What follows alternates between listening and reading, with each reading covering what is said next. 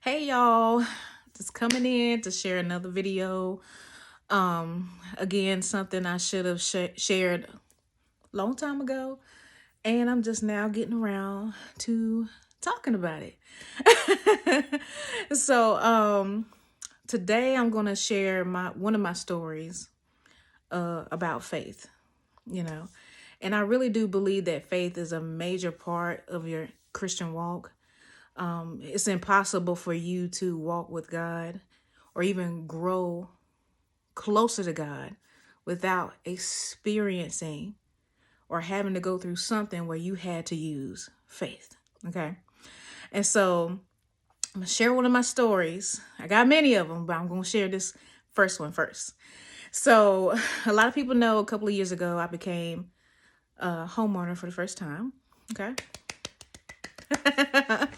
Praise God. I became a homeowner for the first time. But the story behind it was really like faith, completely just faith. And so I'll tell you a story. So in 2018, I was pursuing my PhD in accounting. So that was my main focus at the time. And I was on my last residency. I was in track 3. And around my last residency, God told me to stop, take a break. So I'm like, why? I'm like, why do I need to take a break right now? But it's all in the plan. And so reluctantly, I didn't want to take a break, but I did. Okay. And so I went to DR that year for my birthday. And I typically don't do this on my birthdays, but somewhere around, because my birthday is on March the 13th. And on March the 12th at like 11:50, I said, I want to bring in my birthday with prayer, you know. And so I started praying around like 11:50 and ended around like 12:10, something like that. And for the life of me, I can't remember what I prayed about, but it must have been something, major. So anyway, the next week I get home and God tells me to get pre-qualified for a mortgage. And I'm like, that's not really on my mind right now. I know you just told me to take a break from school, and I'm just now trying to digest that instruction, and now you're telling me to do something else. So there's always a reason with guys when he's telling you to do something.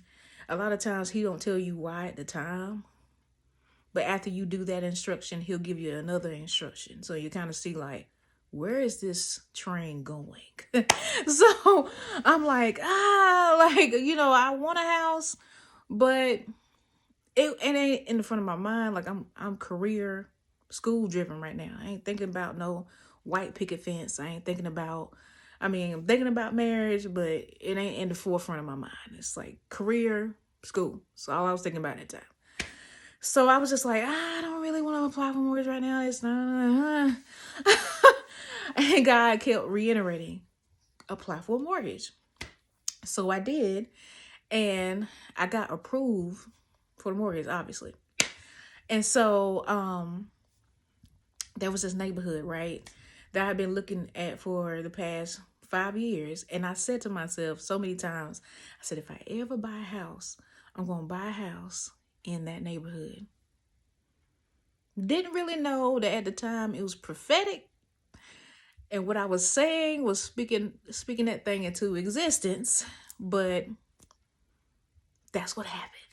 And so I started looking online, and I seen that they had this house for sale in this neighborhood that I've been speaking. Like, this is where I'm going to be at. I said, oh, snap. It was like almost 12 at night, right? I'm trolling on the internet for houses at 12. I can't be the only one that did that. And so I seen, I was like, oh my God, I'm about to, girl, I completely hopped in my car. I got out of my pajamas, hopped in my car, and drove to the address. I'm like, I gotta see it now. I gotta see it now. So I drove to the address, and I seen that the house ain't built yet. Why? Like, why? Like, I'm ready to like buy now, and it's not built yet. I just, God. And so, I ended up going to one of the True Homes. It's the name of the home builders, and one of the home builders that I used was True Home. So I ended up going to one of the offices in a nearby city. And I went there and I walked in, and the lady, she was already working with a customer already. She was already working with somebody then. And she didn't acknowledge me. She just kept, talking to them. I was like, well, okay, fine. I'll wait in the waiting area. And then when she done with them, she'll come and see me. 30 minutes goes by and she still doesn't even come to introduce herself or see if I needed anything. And so I'm like, God, this ain't going too well. Like I didn't really feel, I know this is gonna sound crazy, but I didn't feel like I was supposed to be there. And I didn't have a good feeling about it. So I just left. Woman never acknowledged my existence now. I said, well, she just missed a sale, but it's okay. She just missed a sale. And so I was talking to one of the sales, the people that set appointments up online. And he said that, he texted me back Saturday morning. And I'll never forget, it was Saturday morning at like 9:30, 9:45. He sends me a text message. He said, well, I can set you up an appointment in the next city, which is Greensboro. I can set you up an appointment, but the appointment is at 11 o'clock. So you need to go now. That's what he said. You need to go now. And I'm like, it's 9:45. I'm still laying in the bed. I ain't even brushed my teeth yet. Nothing has been done. I literally just woke up. So I'm just like, oh God. And so in my mind, I'm thinking like, okay, Greensboro, I fly out Greensboro all the time. 20-minute drive, can't be that bad. I get in my car after getting ready. I get in my car, put the address on for the office in Greensboro. It is 45 minutes away. And I'm like, why is God sending me all the way on the other side of Greensboro? I do not understand. Like, why do I have to go all the way on the other side of a town when they have offices is closer by? But I'm gonna go. So I was like, who's that? I'm gonna go. And so, but it was all, listen, God had all this stuff figured out already. That's a part of the story. So I get to Greensboro. I'm late for the appointment, of course. Duh. I'm late for the appointment. And so I walk in and I meet Amber, which was she was my salesperson for True Homes. And she greets me when I walk in, which makes me feel more comfortable, other than, the other lady didn't say nothing. And so she was currently working with somebody, but she said, if you do a walkthrough, see some of our model homes, and then come back, I'll be done with them and I'll be ready to sit down with you. I said, okay, cool. So I go look through the model homes, finish up there, come back, and she's ready to sit down. And so we're talking about floor plans. We're talking about all this kind of stuff. And she said, so what do you think? What do you want to do? What are you looking for? I said, oh, this sounds nice, but I have a question about this house. I have a question about this neighborhood in this house. And so I told her about the house. I didn't tell her that I already went by and seen that it won't build yet. But I asked questions about it. So she was like, we can go by and take a look at it. I'll meet you there Tuesday and we can just go by and walk and, just see. I'm like, okay. In my mind, I'm like, I already know what's there. It ain't nothing. but hey, I'm just go with the flow. And so I felt good about the conversation. So Tuesday runs around, and lo and behold, Tuesday is, because at the time I was living in an apartment. And so my apartment manager said, you need to give me your 60-day notice by Tuesday. So it's no coinky-dink. Okay, it's no coinky-dink that my 60-day notice had to be turned in on the same day as I had this appointment.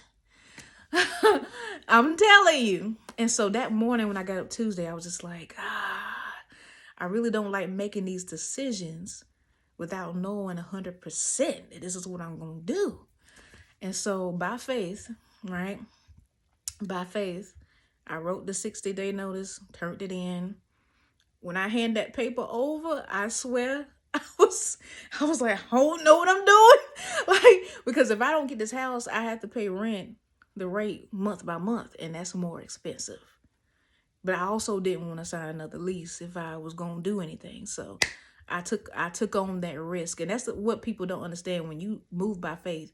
There's always the risk that it may work and that it may not work. But if you're never willing to take the risk, you will never know. But that ain't what I'm trying to say. I mean, that might be one. Anyway, so Tuesday afternoon comes along, and after work I come by and I meet Amber at the place, and Amber here. And at the time, the only thing that was on the property was a foundation and the structure. So you didn't know what the house looked like. You didn't know what color it was going to be. Like, this certain information you just didn't know. Okay? Because it wasn't there. It wasn't nothing to look at but a structure, a wood, and a foundation. And Amber said, first thing Amber says is, well, the house isn't finished yet. I'm like, duh. I could have told you that. But she says something to me. She says, well, do you want to walk through it? I'm like, can I do that? I didn't think that was allowed. But yeah, I'll go and walk through it. And so what caught my eye is that there was a sign outside. Now, I knew I drove by this house every day since that weekend. Okay. And on this day, there was a sold sign sitting outside. And I said, Lord have mercy, somebody done bought the house before I even got over here. Oh, Jesus. And so I felt already defeated because I thought it was just gone. I was like, dang on it. And so I came through the house. There wasn't much to see because, like I said, it was just structure. There was no sheetrock up, no nothing. And so Amber had the floor plan, and we were just kind of guessing where things were in the house, you know. And so as she was talking to me, God spoke to me and said, Keontae, this is your house. And so I was like, what? And he kept reiterating that this is your house, this is your house, this is your house. I'm like, wait a minute, Jesus. Wait. I mean, mind you, Amber is talking to me at the same time. I ain't hearing nothing she talking about. Like, I can't recall none of that conversation. I'm pretty sure she said something that was real good. I ain't hear none of it though. I ain't hear not a word. And so we were walking through the house and, you know, trying our best to see, you know, okay, this must be the kitchen over here, and this, you know, just guesstimating where things were. And so once we finished, she said, so what do you think? And I was like, well, I love it, you know. Ain't much to see, but, you know. And so I asked her a question. I said, is the house still on the market? And she said, yeah. Now, in my mind, I'm just like, now there's a sold sign outside. Like, how is it still on the market? But she said, yeah, it's still on the market. I said, okay. She said, do you want to buy it? Yes. Yeah. She's like, are you serious? I was like, yeah, I'll buy it. I do it. And so that night, we went to one of the offices, sat down, and I signed that contract and paid my deposit. And let me tell you, when I woke up that morning, I did not think that I was going to be doing that at all. I didn't know I was going to sign a contract that night. Had no idea. And so I wondered to myself, like, God, why? Like, I never would have fathomed that God would have gave me a brand new house. I always thought that my house would have been something built in 1965, something like that. Like, I did. And I didn't think that he would give me something that was brand new. And so, and one of the pleasurable things about that is that I got the opportunity, even though I didn't know what the house was going to look like, I had the opportunity to watch the process of this house being built day by day. Like, if you, becoming a homeowner is a big deal, but when you watch a house get built before your very eyes and you get to see it come together, it's I can't even explain, or I don't even have the words to express how magical that is. And so I'm, the whole time while this house is being put together, I'm just like, oh my God, like finding out what color it was going to be was a surprise to me, because I didn't know what the outside was going to look like. I didn't know. Like, I didn't know what the inside flooring was going to look like. I didn't know. Okay, the only thing I think I was worried about is, God, I hope my kitchen ain't white. That's all I was worried about. I'm like, I don't want a white kitchen. I can't stand white in the kitchen. But I didn't know a lot of these details, but yet God was like, this is yours. And I'm just like, okay.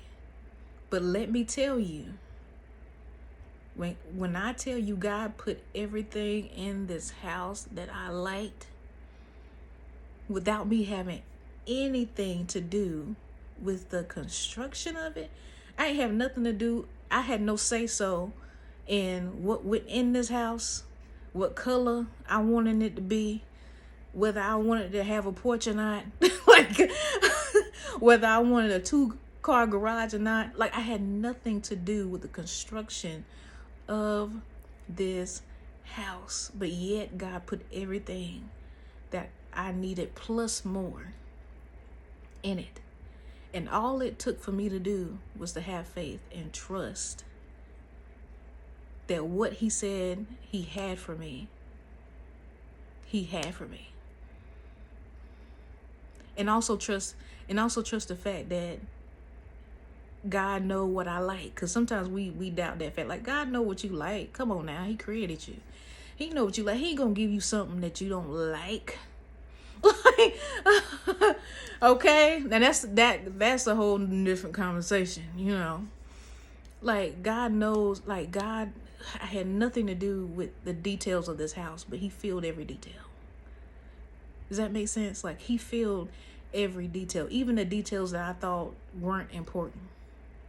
He filled those details, I'm telling you. And so when it comes to faith, I know sometimes we struggle with it because we got to know everything. But you got to trust that God, who is all-knowing.